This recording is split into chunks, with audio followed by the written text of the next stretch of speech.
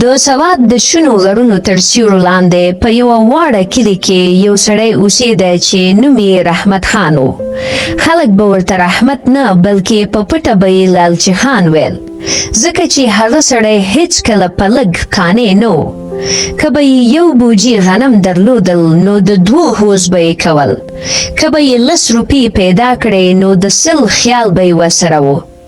د هغه کور ډیر ساده و خو زړه یې بې حده توره تمه لرله. ښځه یې بیبي ګل یوه صابره او نرمه ښځه وه.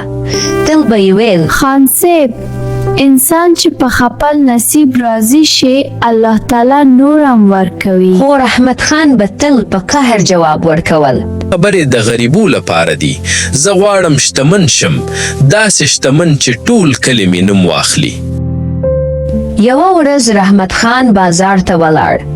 هلته یې واورېدل چې یو زاړه فقیر د کلي په څنډه کې اوسي او وایي چې هر څوک ورسره ښه چلند وکړي نو دعا یې قبلیږي.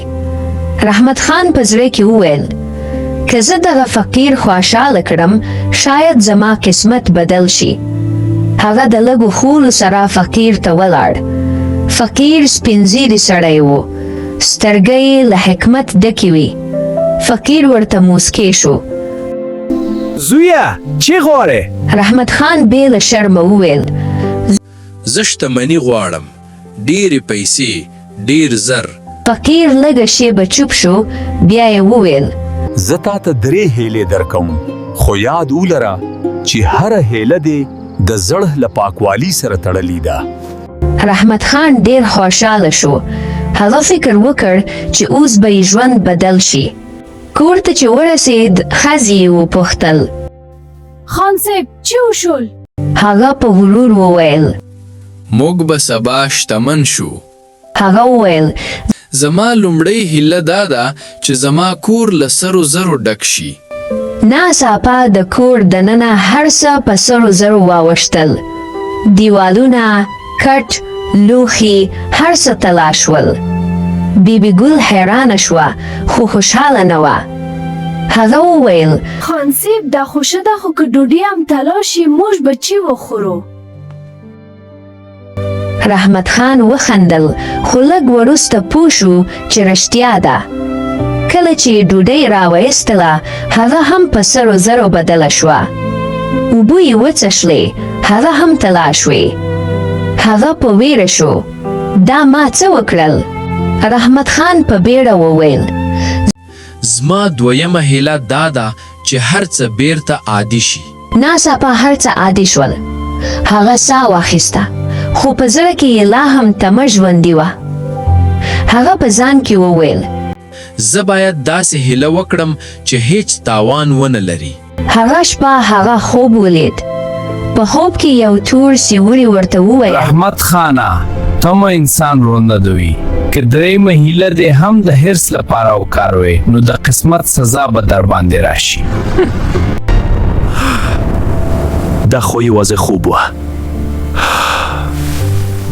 سبا یې 3 هیله وکړه.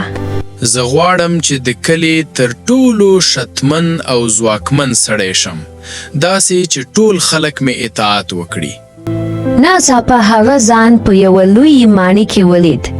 نوکرانو، ساتونکي چاپیر ولاړو. خلک به چې ورسره مخامخ شو سرونه به یې ټیټ کړل. خو ډیر ژر یې پوه شو چې خلک له مینې نه بلکې له ویرې اطاعت کوي. هیڅوک ورسره رښتینی نه و. ښځه یې بیبي ګل هم ترې لرې شوه ځکه هغې ویل زه له داسې ژوند نه خوښ یم چې مینه پکې نه وي.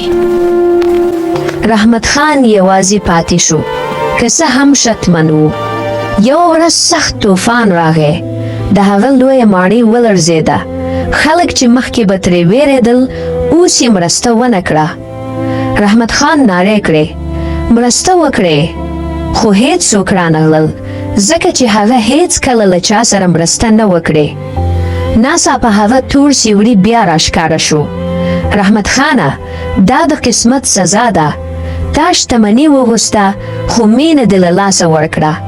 تا ځواک وغوسته خو باور دې وبایللو. رحمت خان په ژړا شو. زه تیروتلی وم، زه یوازې خوشحالي وختله خو لاره مې غلطه وه. سیوري ورته وویل اصلي شتمني د زړه سکون دی. که ته رښتیا پښیمانه یې نو بیرته به خپل ساده ژوند ته ستون شي، خو دا ځل به ازموینه وي.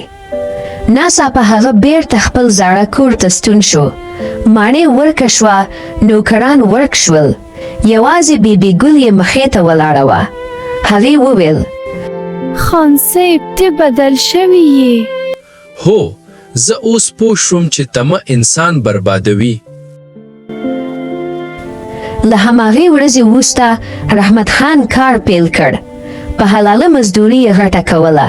که به یې لږ هم درلودل شکر به یې کوله. هغه به له غریبو سره مرسته کوله.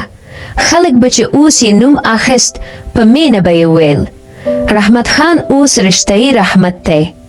بیبي ګل به مسکه شي او وویل به یې کله چې زړه بدلیږي قسمت هم بدلیږي. لالچ د انسان سترګې پټوي. څوک چې یوازې د مال او ځواک پسې ځغلي بالاخره به یوازې شي، خو څوک چې قناعت او مینه خپل کړي هغه به تل خوشحاله وي. اصلي شتمني زر او سپین زر نه دي، بلکې پاک زړه او رښتیايي عمل دی. که کیسه مو خوښه شوه لایک وکړئ، سبسکرایب وکړئ او دا کیسه له نورو سره شریکه کړئ.